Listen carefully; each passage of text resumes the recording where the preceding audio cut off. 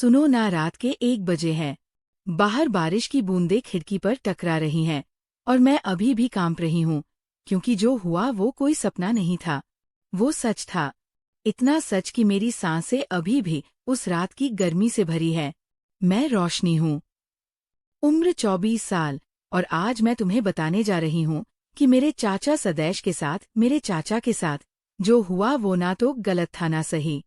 बस वो था, वो तड़प, वो आग, वो सांसों का वह खेल जो कभी खत्म नहीं होता। कल रात मैं उनके कमरे के बाहर खड़ी थी।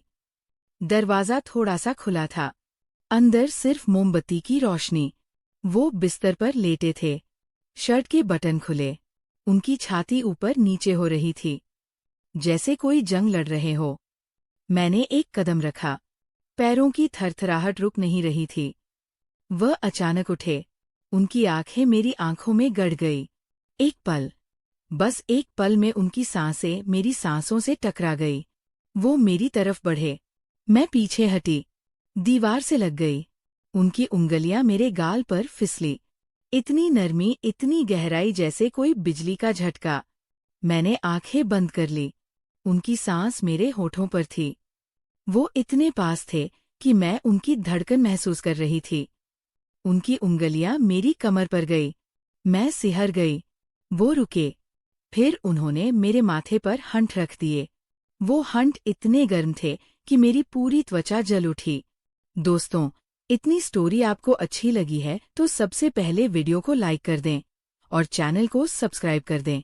सब्सक्राइब जरूर करना।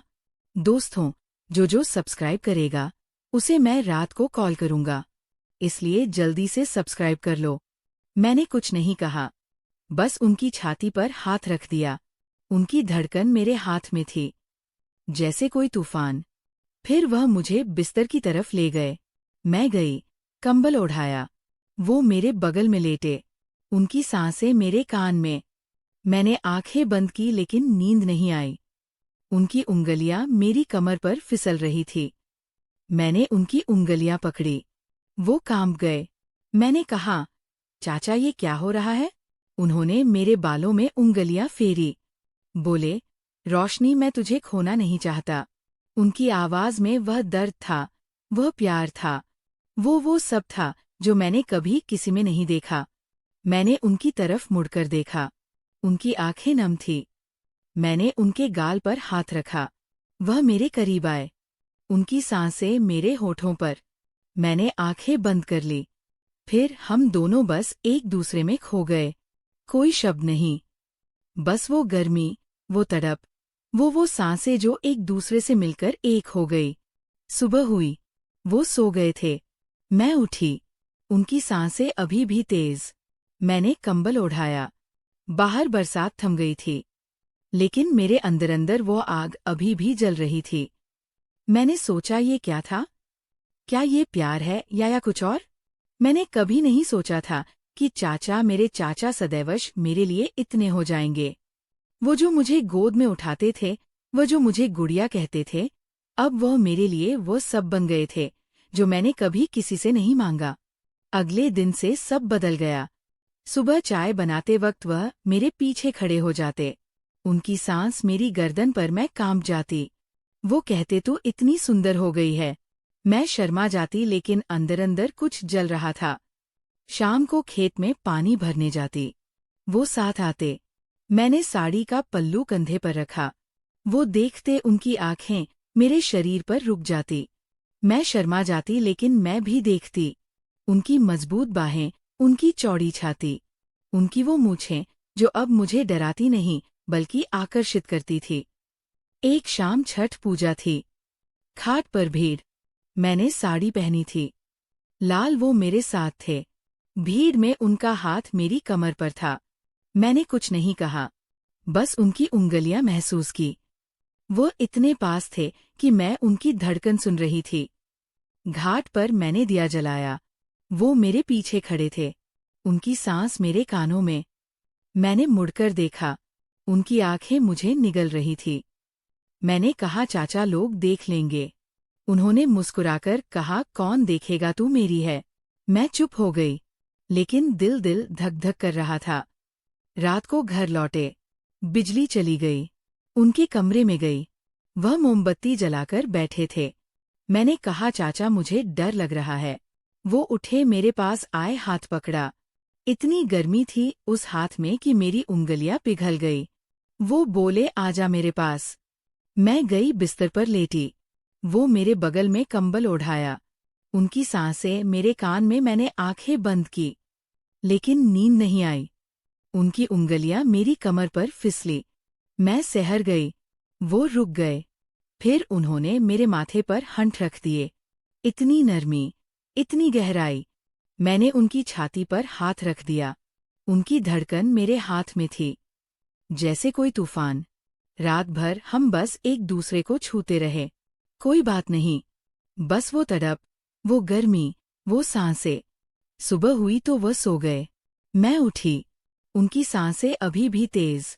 मैंने कंबल ओढ़ाया। बाहर सूरज निकल आया था, लेकिन मेरे अंदर अंदर वो तूफान अभी भी चल रहा था। फिर दिन बीतते गए। हर रात वो मेरे पास आते, कभी छत पर, कभी खेत में, कभी चूल्हे के पास। हम बस एक दूसरे को महसूस करते, कोई शब्द नहीं, बस वो नजरें, वो उंगलियां, वो सांसें। मैंने कभी नहीं सोचा था कि चाचा के हाथ इतने मजबूत होंगे, इतने सुरक्षित। एक दिन चाचा की पत्नी का फोन आया। वो कह रही थी, मैं अगले हफ्ते आ रही हूँ। चाचा का चेहरा सफेद पड़ गया। मैंने देखा वो उदास हो गए। रात को मैं उनके पास गई, बोली, चाचा आप उदास क्यों हो? उन्होंने मुझे गले लगाया। बोले, रोशनी तुझे खोना नहीं चाहता। मैंने उनकी आंखों में देखा, वो नम थी। मैंने कहा, मैं कहीं नहीं जाऊंगी। वो मुस्कुराए। फिर उन्होंने मुझे अपनी तरफ खींचा। उनकी सांसें मेरे होठों पर। मैंने आंखें बंद कर ली।